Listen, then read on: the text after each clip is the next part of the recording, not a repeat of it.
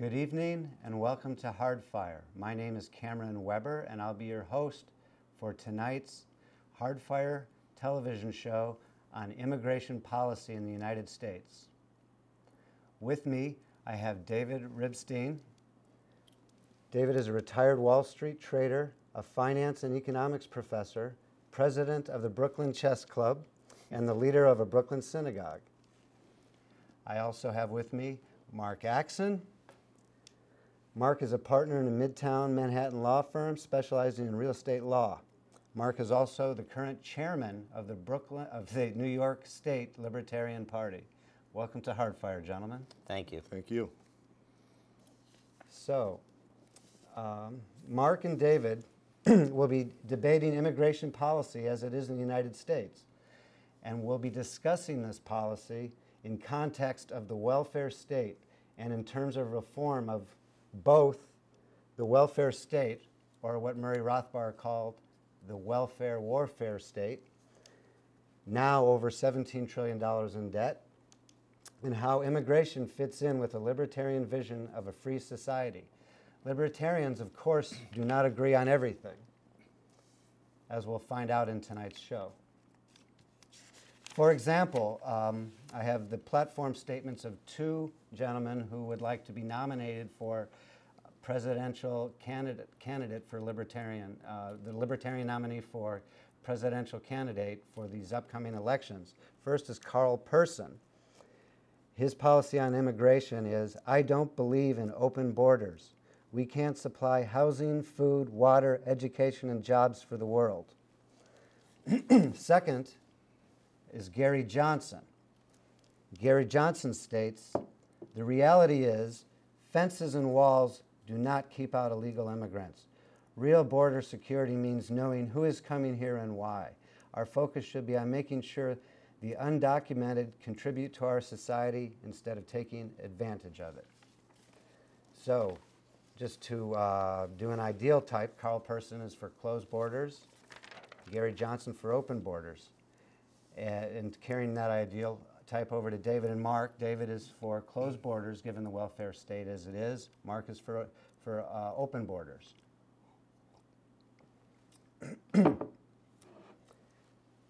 So in addition, Mark is an attorney and therefore is interested in the constitutional and federalist issues surrounding immigration policy. David is an economist, so he is therefore interested in the welfare state and economic issues around immigration.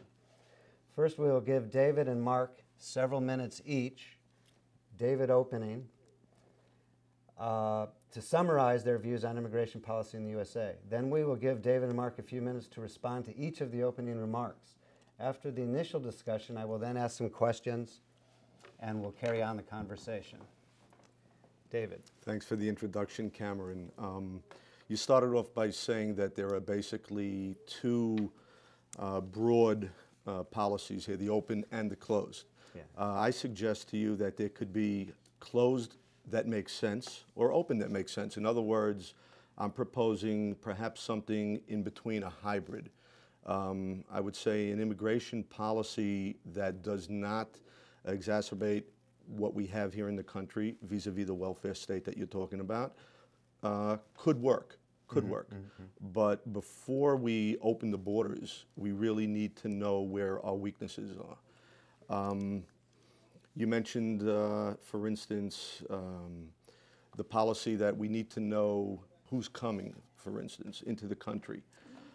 So I would Gary Johnson, and I would propose something like this. I would say, for the open border people, what would you do if, with open borders, a hostile minority comes into the land and slowly but surely this hostile minority perhaps becomes, through democracy and through making babies, a majority. And they vote out of existence the America we know today. So that's something to think about. It's, sometimes it gets dismissed too easily, but we see what's going on in Europe today. And there are hostile minorities today in Europe, and it doesn't mean every immigrant's a bad guy or every immigrant's going right to the welfare line. But it's something that has to be dealt with because existing citizens in Europe, just as existing citizens here in the United States, have to worry about their future and their children's future.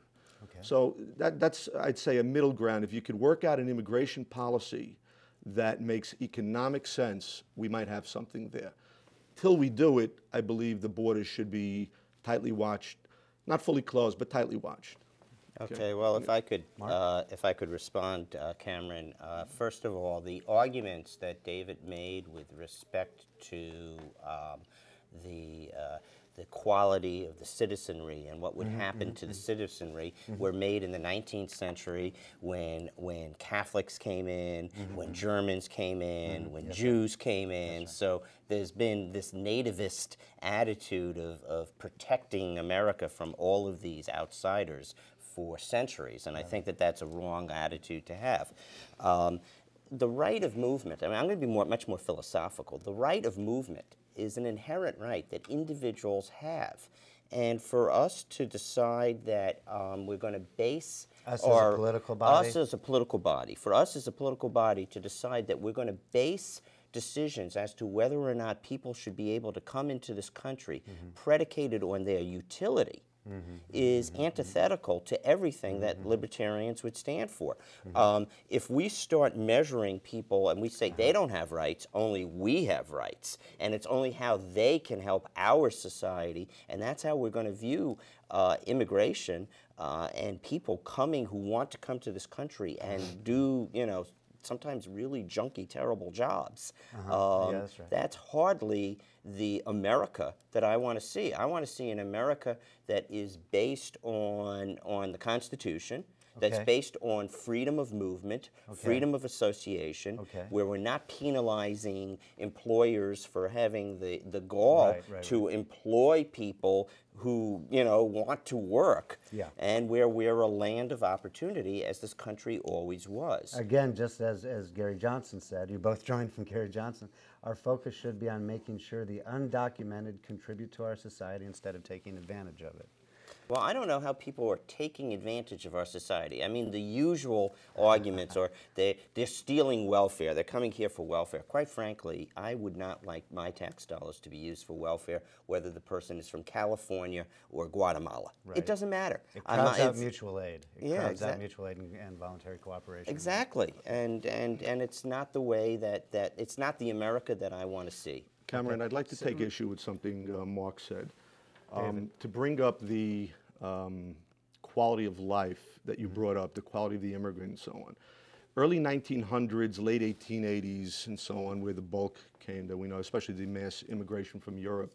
Eastern Europe. We didn't have a welfare state at the time. So, you know, Mark, for you to make this statement, you're really comparing apples and oranges. We sort of agree, because I heard you just say that nobody wants immigrants coming in and taking advantage of the system, gaming the system. I don't think anybody would want that. They don't want that in Europe. They don't want that. Even immigrants coming into Mexico, immigrants coming into Muslim countries, Arab countries. But the fact of the matter is, the America we live in today is not the America of the 1880s. So, and I can only speak, let's say, for my ancestors, and I'm sure the story is similar for your ancestors, but when they came here, were they told perhaps to vote liberal Democrat, we'll sign you up, loads of programs for you, and you're going to be part of the great American social experiment? I doubt that. I'm sure your ancestors came here and they were working. They were probably working within a week of getting off the boat. Same for you, and that was the case. So, you know, to compare to the 1800s or early 20th century, it's apples and oranges. It's just not a good comparison. Well, I'll take wait, just one second. Yeah, sure. I'd like to read some statistics that I know that David will probably refute. Maybe Mark will also. And I took these statistics today from the Department of Homeland Security and the Bureau. Everybody's favorite agency. It is. It's my favorite one. And then the Bureau of Labor Statistics. There's 11 million illegal immigrants in the United States. 50% of them are in California. 70% of the illegal immigrants come from Latin America. Okay, now this is where it gets interesting. 84% of illegal immigrants are of working age, with a labor force participation rate of 94%. 94% of illegal immigrants are participating in the labor force. The U.S. average is only 70% of working age, as opposed to 84% of the legal immigrants. And the U.S. average participation rate is only 64% compared to 94% of illegal immigrants. 20% of immigrants are below the poverty level compared with 10% U.S. average. So what you're saying basically, Cameron, is that the effect of immigration is actually, from an economic point of view, is a positive, a net positive. They are contributing more than they're taking. And I've heard this many times on many studies, and in fact there's a piece just this month in the Freeman from Fee, which talks about the immigration effect, the economic effect of immigration bills. This is from the Foundation for Economic Education. That's correct. And one of the points that the writers make is that immigrants will contribute more because they need the jobs, and if anything, they are reluctant to be on the radar screen with all of these programs, the social programs that David is objecting to. And I'm certainly not defending the welfare state at all. I think the welfare state should be eliminated.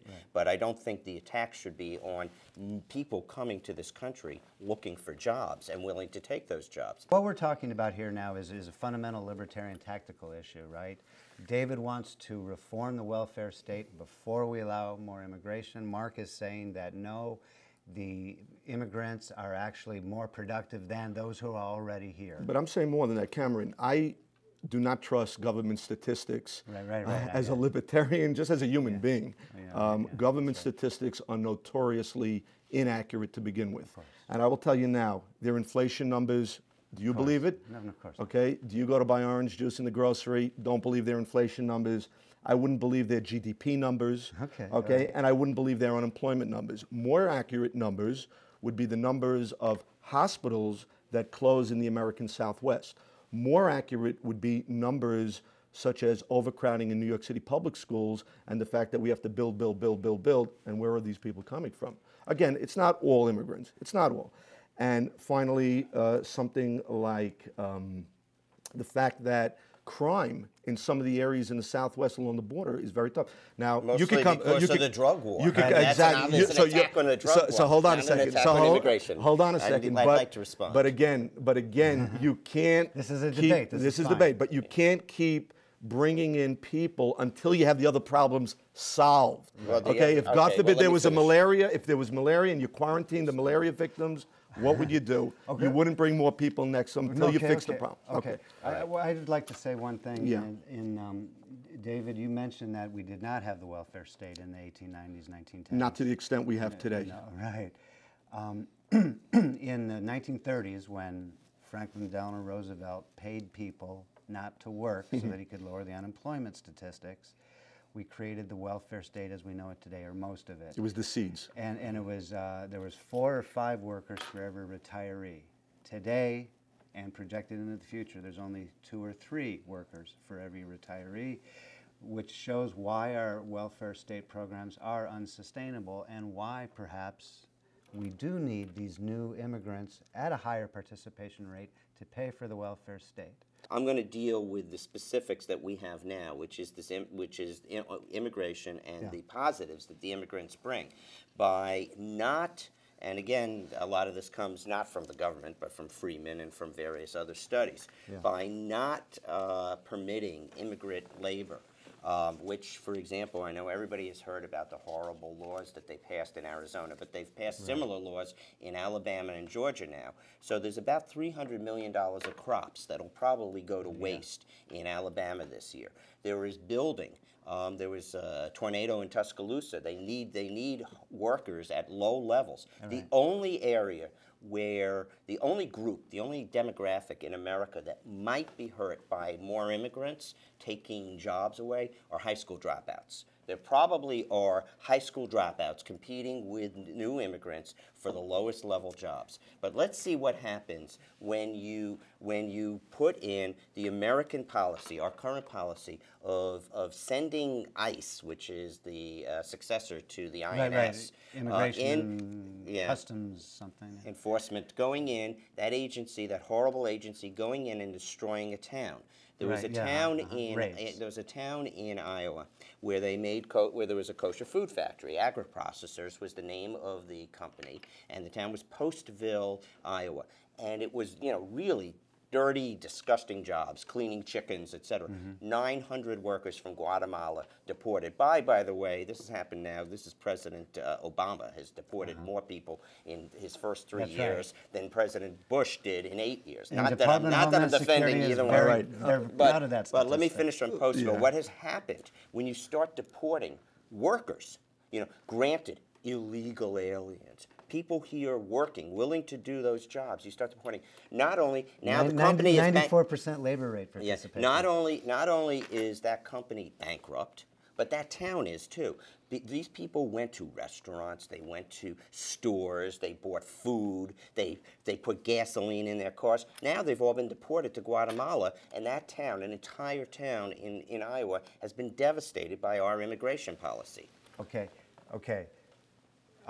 Thank you. I would like to just show you how difficult this issue is. I've got just a brief summary of two not-for-profit research think tank institutions. One is the Cato Institute.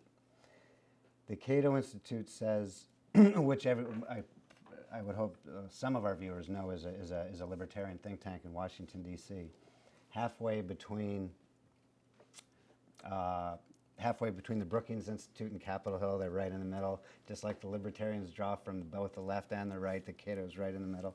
Anyway, the Cato Institute has a policy, Center for Trade Policy Studies, August 2009, restriction or legalization, measuring the economic benefits of immigration reform.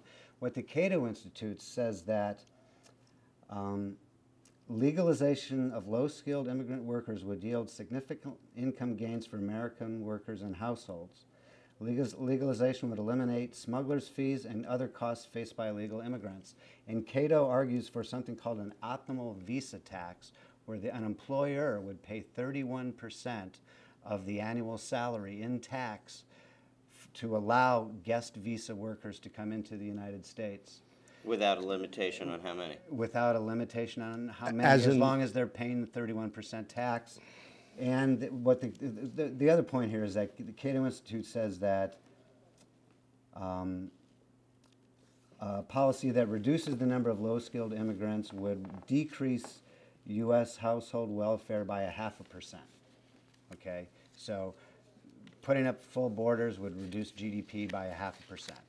Whereas another group called the Federation for American Immigration Reform says that this report estimates the annual cost of illegal immigration at the federal, state, and local levels to be about $113 billion, which is, again, less than 0.5%.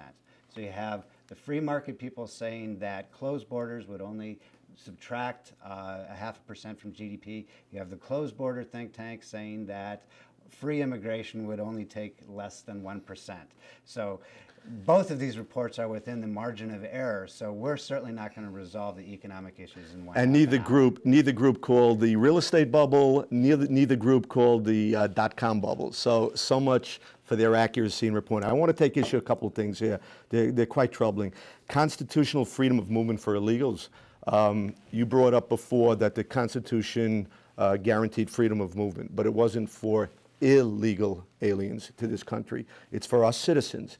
Another question here is as follows. You know, you bring up the fact, Mark, that Pottsdale, I believe, where the agri-process, the chicken plant, right? Fact of the matter is, end result, meat prices in the kosher market have plummeted since this has taken place. So yeah, I understand a lot of illegals have been deported, and I understand a lot of them fled the area. Perhaps they are occupied somewhere else with gainful employment, paying taxes. But until you follow out everything to the logical conclusion, you just can't say they left GDP down a little bit. If they're here, GDP up a little bit. Let's look at state budgets. Let's look at how municipal bonds interest rates on them have gone up because municipalities cannot afford to provide services. And again, this is for illegals and illegals, for citizens Right, yes, the as well welfare as state non. is bankrupt. So then let's fix the welfare state and then welcome people into this country in a smart way. You didn't answer the question, Mark, and I ask you again, and I never get straight answers from anybody on this one. What would you do if hostile minorities simply later on vote in, let's say, halachic law on you, Sharia law on you? What happens if they vote a capitalist economy out and in comes a socialist economy? Okay. There is La Raza, you know, the race out of it. Can I answer your So the question is, and I'd like you to respond. Okay, all right, and I'd like to respond to a few points that you made. Immigration source policy we're talking First about. First point that you raised just now dealt with the Constitution and the law. All right, nowhere in the Constitution does the word immigration appear. Take a look. Nowhere. The Constitution, David, you've raised points, let me respond, please. Yeah. All right, the Constitution does not use the word immigration. The Constitution does not discuss immigration. The Bill of Rights was not written for citizens. The Bill of Rights restricts government. It restricts what the government can do, whether the government has the right to seize people, whether the government has the right to interfere with freedom of expression, freedom of religion, whether the government has the right to deny people habeas corpus and jury trials, etc. That's what the Constitution has. As far as the effects of David, voting, are you comfortable with that? Well, that's what the law says. I'd like that's to. what I'd it like is. to respond. Let me just finish your other point. You had another point that go you want to ahead. say, and your main point is what happens in this country of 300 million people if we let some immigrants in and they're going to vote in favor of Sharia law. You know, there are all sorts of communities right here in Brooklyn which are somewhat closed communities, and they, you know, the Lubavitchers have this particular belief, and the Muslims have this other particular belief, and secular individuals such as myself may have a third belief, and devout Christians have another belief. Absolutely. This country, when it was founded, was almost exclusively devout Christians. Not entirely, but almost exclusively. And where are we 200 years later? We're a country, multicultural, many different personalities. Now, if a particular area has something that I don't like, I vote with my feet, and I move away, and I move to another. I might even move to another state. If, for example, if a state outlaws abortion, and I believe that abortion should be legal, and it's very, very important to me, I might choose not to live in Utah. I might choose to live in California. So we have that ability in America. The likelihood of, you know, in a country of 300 million people, that we will get so many immigrants who will insist on Sharia law coming in.